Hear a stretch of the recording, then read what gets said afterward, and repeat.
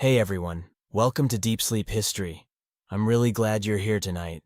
So tonight, we're going on a journey together.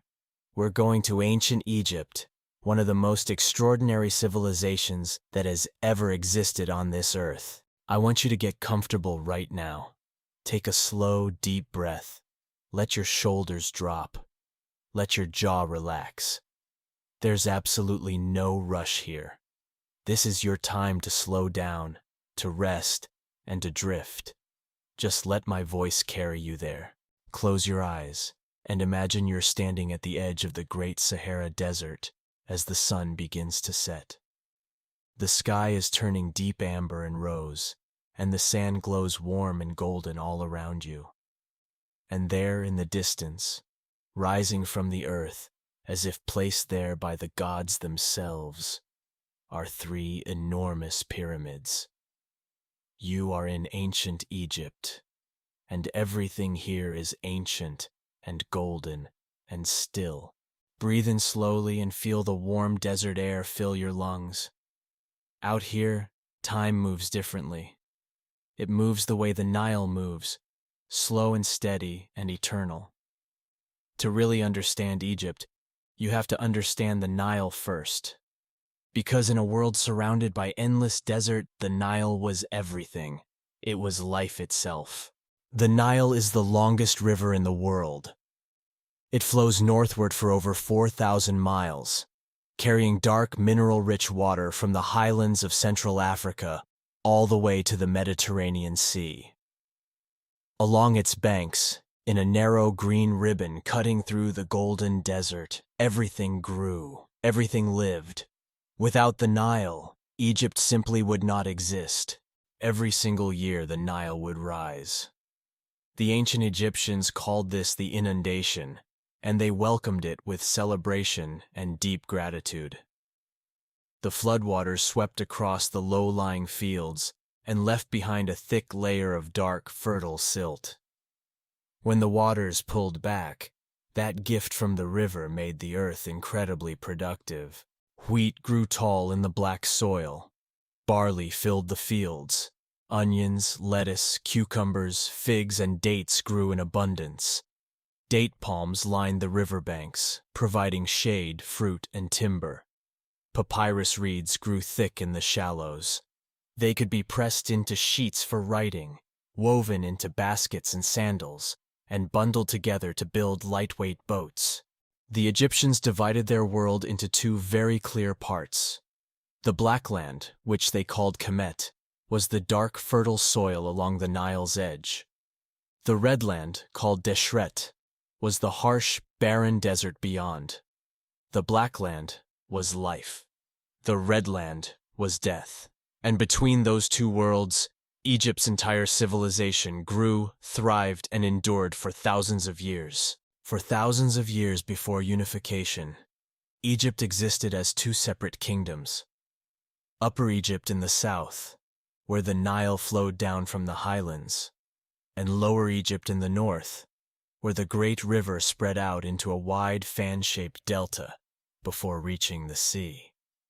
These two kingdoms had different customs, different crowns, and different gods.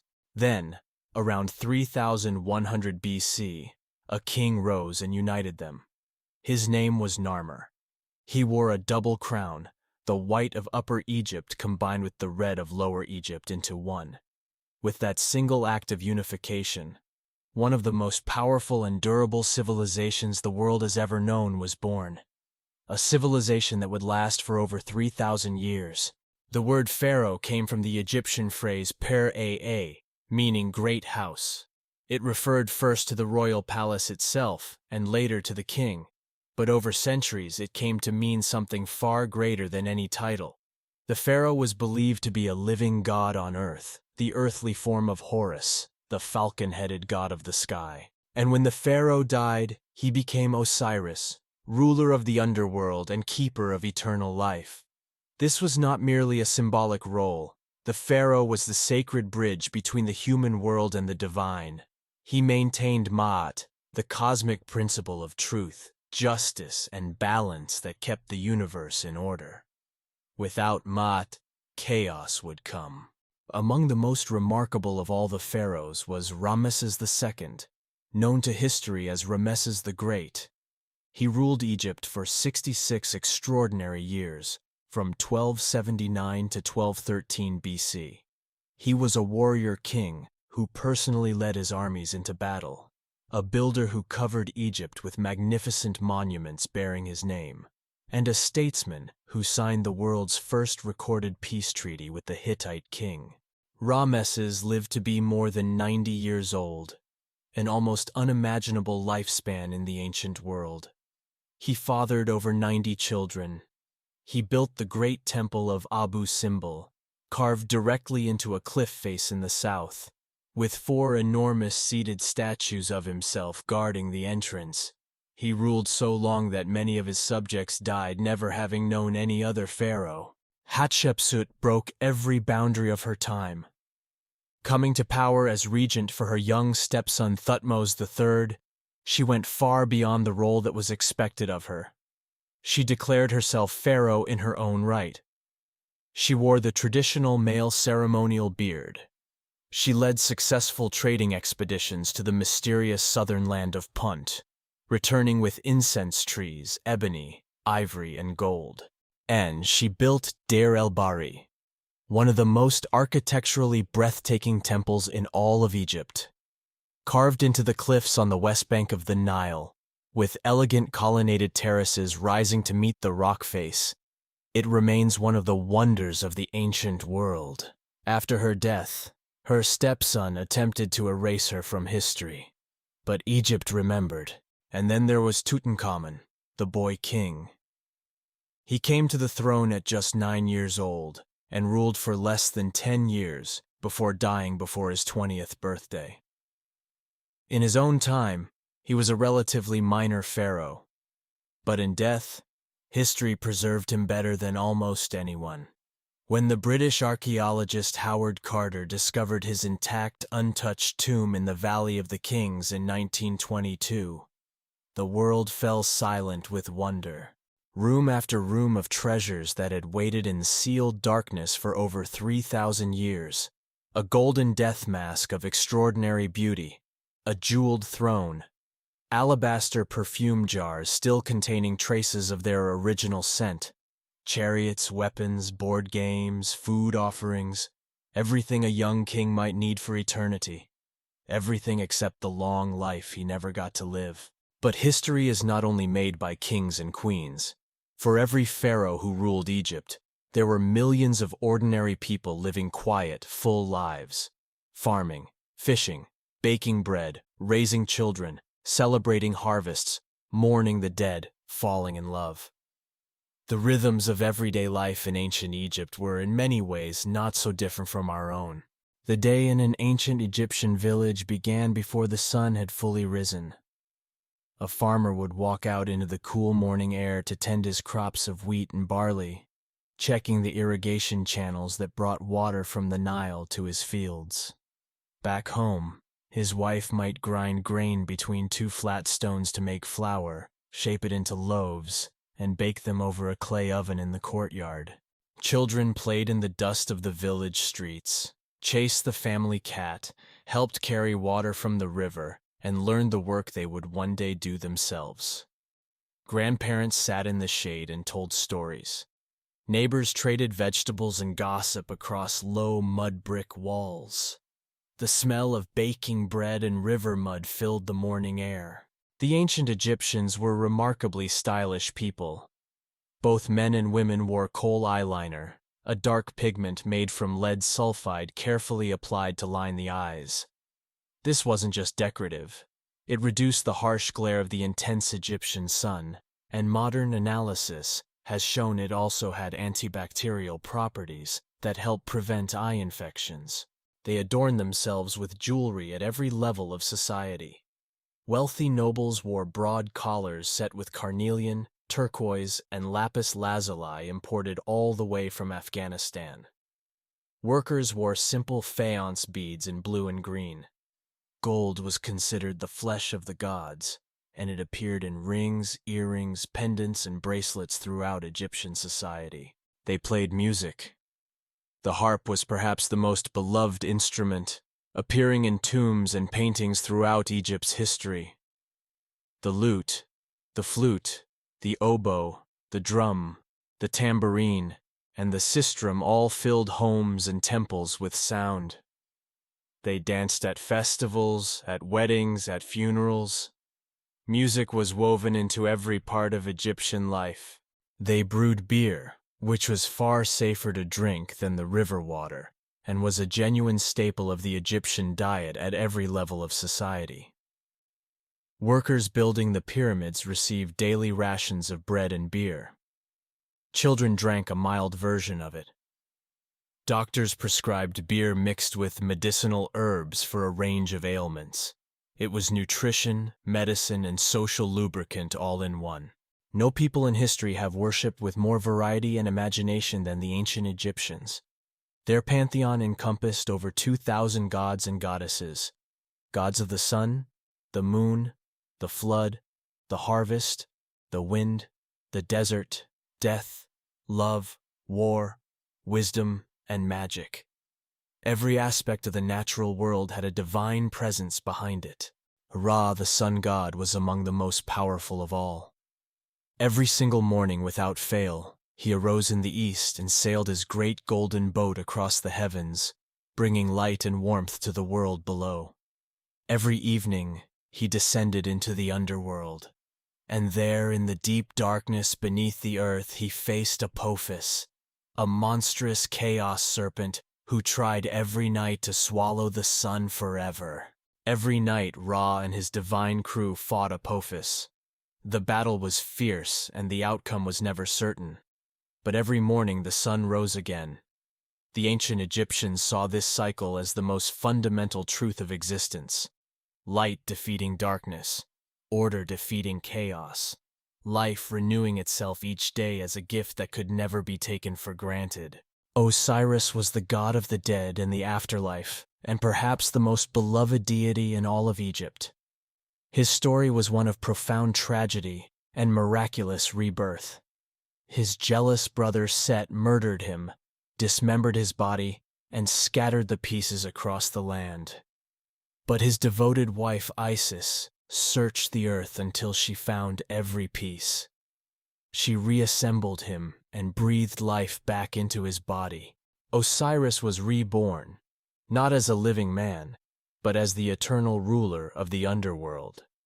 Seated on his throne in the Hall of Two Truths, he presided over the weighing of the heart, the most important moment in any Egyptian's afterlife journey. The heart of the deceased was placed on a scale and weighed against the feather of Maat, the feather of truth and justice. If the heart was lighter than the feather, pure and honest, the soul was welcomed into eternal paradise. If the heart was heavy with wrongdoing, it was devoured by Ammit, a fearsome creature part lion, part hippopotamus, part crocodile. The soul would cease to exist entirely. This belief shaped how Egyptians lived. Every action, every choice, every word spoken mattered. And then there are the pyramids. You can read about them, study diagrams of them, see photographs of them, and yet nothing prepares you for actually standing before them. Something happens to you in their presence.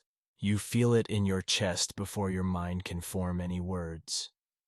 These are not just very old buildings. They are something else entirely.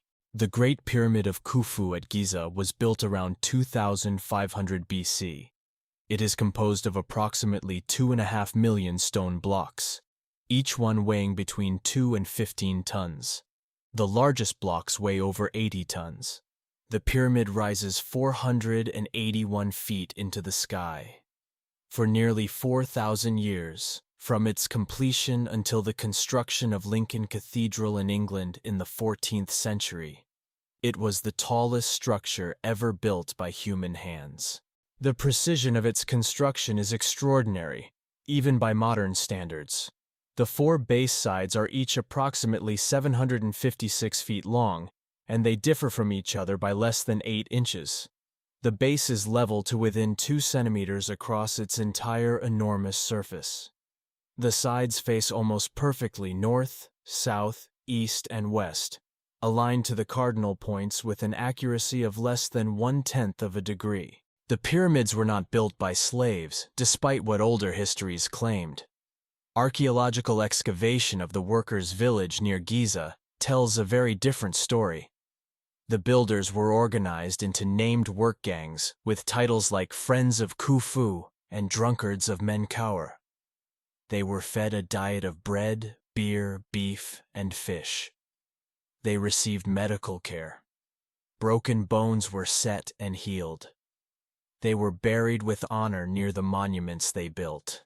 Inside the pyramid, beyond its vast outer shell, sealed passages led to the burial chamber deep within the stone. There, the pharaoh's mummified body rested in a granite sarcophagus. The walls of earlier pyramids were covered in the pyramid texts, the oldest religious literature in the world, written in hieroglyphs of extraordinary beauty. These were spells, prayers, and instructions to guide the pharaoh's soul safely through the underworld and into eternal life. 3,000 years of civilization, 170 pharaohs, thousands of temples, tombs, statues, obelisks, and monuments scattered from the Mediterranean coast to the deserts of Sudan. Ancient Egypt endured longer than the distance in time from the Roman Empire to us today. It is almost impossible to hold in the mind. Ancient Egypt fell, as all great civilizations must eventually do. It was conquered by the Persians in 525 BC, then by Alexander the Great of Macedonia in 332 BC, who was so moved by Egypt that he journeyed to the oracle of Amun in the desert and was declared the son of the gods. He was crowned pharaoh. He founded the great city of Alexandria on the Mediterranean coast, a city that became the intellectual capital of the ancient world. After Alexander came the Ptolemaic dynasty, Greek rulers who became Egyptian. They learned the language, took Egyptian names, and were depicted in the traditional style on temple walls. The last of them was Cleopatra VII, who spoke 9 languages including Egyptian, and who allied herself first with Julius Caesar, and then with Mark Antony in her effort to keep Egypt free. When she died in 30 BC, Egypt became a Roman province. But even in conquest, Egypt transformed its conquerors again and again. The Romans were fascinated by Egypt. They imported Egyptian obelisks and erected them in the heart of Rome. They built temples to Isis throughout the empire. Egyptian styles influenced Roman art, architecture, and religion for centuries. And today, thousands of years after the last hieroglyph was carved, Egypt still captivates the human imagination like almost nothing else. Before you drift all the way off to sleep, if you enjoyed tonight's journey through ancient Egypt, I'd really love it if you subscribe to the channel. It genuinely means so much. New episodes come out every week, covering different civilizations and stories from the ancient world. Just hit the subscribe button right below the video. Thank you so much for being here. Now let the desert hold you gently. Let the warm darkness of the Egyptian night settle around you like a soft blanket. Imagine the vast sky above you, filled with more stars than you have ever seen, the same stars that priests and astronomers studied for thousands of years, naming constellations, tracking the movements of planets, and using the stars to align their great pyramids with the heavens. Imagine the sound of the Nile nearby, flowing slowly, quietly, carrying with it the memory of 10,000 years of human life along its banks.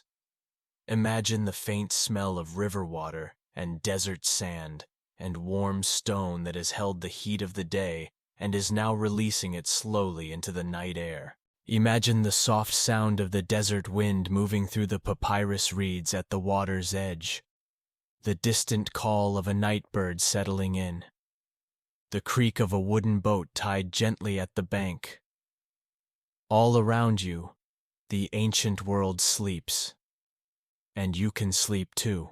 You are held by something very old and very steady. You are cradled by one of humanity's oldest, most enduring stories. 3,000 years of civilization surround you like walls of warm stone. There is nothing left to do tonight, nowhere to be, nothing to solve or fix or worry about. Just this warm ancient darkness, and the slow steady rhythm of your own breathing, in and out, in and out. Let your body grow heavy and still. Let your thoughts soften and dissolve like sand in the river current. You are safe, you are held. And everything in this moment is exactly as it should be. Sleep now. Let the sands of time carry you gently. Let the stars of Egypt light your way into the most peaceful, restful dreams. Good night.